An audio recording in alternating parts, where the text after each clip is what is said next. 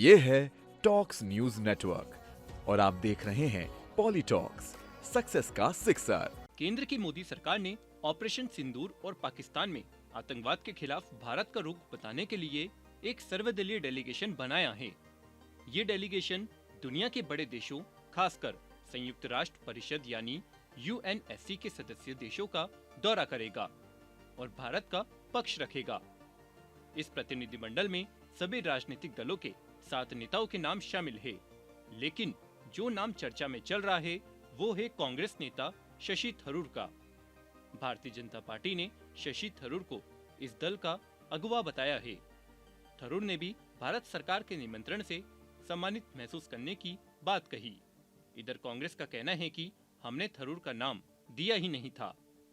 अब यहाँ सवाल ये आता है कि आखिर मोदी सरकार ने कांग्रेस की ओर से दिए गए नामों की बजाय शशि थरूर को ही क्यों चुना? क्या है इसके पीछे की कहानी या पर्दे के पीछे है कोई दूसरा सच? आइए जानते हैं। दरअसल केंद्र सरकार ने सिंदूर और पाकिस्तान में आतंकवाद के खिलाफ भारत का रुख बताने के लिए एक डेलीगेशन बनाया है। 7 सर्वदलीय डेलीगेशन जल्द ही बड़े देशों का दौरा करेंगे जो आतंकवाद के खिलाफ हमारी लड़ाई के बारे में बताएंगे। यह डेलीगेशन 23 या 24 मई को 10 दिनों के लिए भारत से रवाना होंगे। वहां बताएंगे कि आतंकवाद के खिलाफ भारत का दृष्टिकोण क्या है और ऑपरेशन सिंदूर के तहत पाकिस्तान के खिलाफ एक्शन क्यों व कैसे लिया गया। इन 7 डेलीगेशन का नेतृत्व तिरुवनंतपुरम से 4 बार के लोकसभा सांसद एवं कांग्रेस नेता शशि थरूर, बीजेपी सांसद रविशंकर प्रसाद, बैजयंत पांडा, जदयू के राज्यसभा सांसद संजय कुमार झा, शिवसेना के लोकसभा सांसद श्रीकांत शिंदे, DMK सांसद कनिमोझी करुणानिधि और शरद पवार गुट की लोकसभा सांसद सुप्रिया सुले अलग अलग करेंगे। इस पर कांग्रेस का कहना है कि पार्टी ने शशि थरूर का नाम आगे बढ़ाया ही नहीं, इसके बावजूद सरकार ने उन्हें डेलीगेट बना दिया। कांग्रेस ने आनंद शर्मा, गौरव गोगोई, डॉक्टर सैयद नसीर हुसैन और राज बरार का नाम दिए थे। केंद्र ने केवल आनंद शर्मा को शामिल किया है। सूत्रों की माने तो शशि थरूर को सामने लाकर बीजेपी ने राजनीतिक कूटनीति का सहारा लिया है। अब अगर थरूर इस प्रतिनिधिमंडल में शामिल होते हैं तो पार्टी से उनकी रवानगी पक्की है। शशि थरूर को ही क्यों चुना? पहली वजह, सभी राजनीतिक तथ्यों को नजरअंदाज कर दिया जाए तो शशि थरूर का नाम आगे न बढ़ाना कांग्रेस की गलती मानी जाएगी। शशि थरूर ने 1978 से 2007 तक यूनाइटेड नेशन में विभिन्न पदों पर काम किया कि वैश्विक मंचों पर बोलने की क्षमता और कूटनीतिक समझ बहुत बेहतर है। थरूर अच्छी अंग्रेजी बोल लेते हैं और उन्होंने अमेरिका UK में काफी वक्त गुजारा है।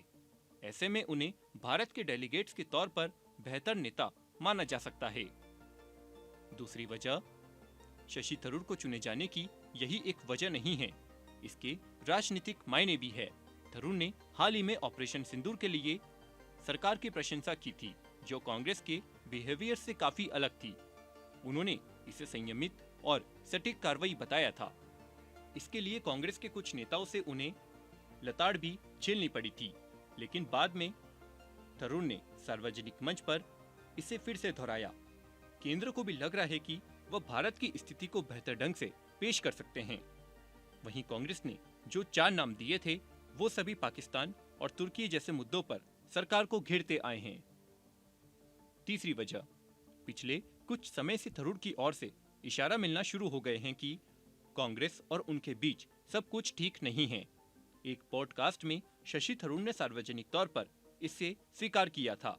अगर मेरी सेवाओं की जरूरत नहीं है तो मेरे पास बहुत विकल्प है। अगर पार्टी मेरा इस्तेमाल करना चाहती है तो पार्टी के लिए मौजूद हूँ, अगर नहीं तो मेरे पास करने के लिए भी मेरी चीजें हैं। आपको नहीं सोचना चाहिए कि मेरे पास दूसरे विकल्प नहीं हैं। शशि थरूर के इस बयान से कयास लगाए जाने लगे थे कि वे कांग्रेस छोड़ सकते हैं। चौथी वजह, अन्य मौकों पर भी शशि थरूर केंद्र सरकार और प्रधानमंत्री मोदी की तारीफ कर चुके हैं। उन्होंने फरवरी में प्रधानमंत्री मोदी के अमेरिका दौरे पर राष्ट्रपति डोनाल्ड ट्रंप से मुलाकात की तारीफ कर दी। उन्होंने PM मोदी के दौरे को काफी अच्छा बताया। ऐसे में माना जाने लगा कि थरूर का झुकाव बीजेपी की तरफ होने लगा है। बीजेपी नेताओं के साथ सोशल मीडिया पर फोटोज ने भी काफी बवाल मचाया था। पांचवी वजह, जिन मुद्दों पर कांग्रेस केंद्र सरकार को घेरती आ रही है, उन मुद्दों पर शशि थरूर ने खुलकर मोदी सरकार की तारीफ की है। थरूर ने F-35 फाइटर जेट की डील को लेकर भी केंद्र सरकार की खुलकर तारीफ की थी, जबकि कांग्रेस ने इस जेट को कबाड़ बता रही थी। वहीं मार्च 2025 में शशि थरूर ने भारत की विदेश नीति की सराहना की थी। इस यूक्रेन युद्ध में भारत की कूटनीति पर दिए थरूर के एक बयान पर तो केरल बीजेपी के अध्यक्ष ने कहा था कि शशि थरूर ने सच स्वीकार किया है जो कांग्रेस सांसद राहुल गांधी के मुंह पर तमाचा है। राहुल हमेशा भारत की विदेश नीति की आलोचना करते हैं और प्रधानमंत्री मोदी पर सवाल उठाते हैं। छठी वजह, पी केरल में चुनाव जीतना चाहती है और उसे शशि थरूर के रूप में बड़ा चेहरा दिख रहा है। 2024 में लोकसभा चुनाव में बीजेपी ने शशि थरूर के सामने तत्कालीन केंद्रीय मंत्री राजीव चंद्रशेखर को उतारा था, लेकिन थरूर ने उन्हें धूल चटाई थी। कड़ी मेहनत करने के बावजूद बीजेपी राज्य में एक ही सीट जीत पाई। वहीं मोदी लहर के बावजूद थरूर ने 2014, 2019 और 2024 का लोकसभा चुनाव बिना किसी परेशानी से जीता है। अब बीजेपी की कोशिश है कि थरूर को ही कांग्रेस से तोड़ लिया जाए। इससे बीजेपी को केरल में मजबूती मिलेगी। सातवीं वजह, शशि थरूर को अपने आप को केरल के अगले मुख्यमंत्री के रूप में देखते हैं, जो फिलहाल कांग्रेस में रहते हुए पूरा होना मुश्किल लग रहा है। इससे पहले 2022 में जब कांग्रेस पार्टी के राष्ट्रीय अध्यक्ष का चुनाव हुआ था, तो गांधी परिवार की पहली पसंद मल्लिकार्जुन खड़गे रहे, जबकि शशि थरूर पद के दावेदार थे। हालांकि पार्टी ने थरूर पर खड़गे को तहरीर दी। उस समय भी थरूर की नाराजगी सामने आई थी। थरूर ने 2024 के लोकसभा चुनावों में यह भी कह दिया था कि यह मेरा आखिरी लोकसभा चुनाव है। इससे कयास लगाए गए कि वे अब केरल की राजनीति में दिलचस्पी लेंगे। बता दें, इन सभी वजहों के मद्देनजर जब बीजेपी ने अपनी कूटनीति खेली, तो शशि थरूर ने भी इसे हाथों हाथ स्वीकार किया। ये तो निश्चित है कि अगर थरूर बीजेपी का ऑफर स्वीकारते हैं, तो कांग्रेस से उनकी छुट्टी पक्की है। हालांकि ये रास्ता उनके लिए कांटों भरा है। अब आगे तो वक्त ही बताएगा कि डेलीगेशन मुद्दे पर शशि थरूर का स्टैंड क्या रहता है।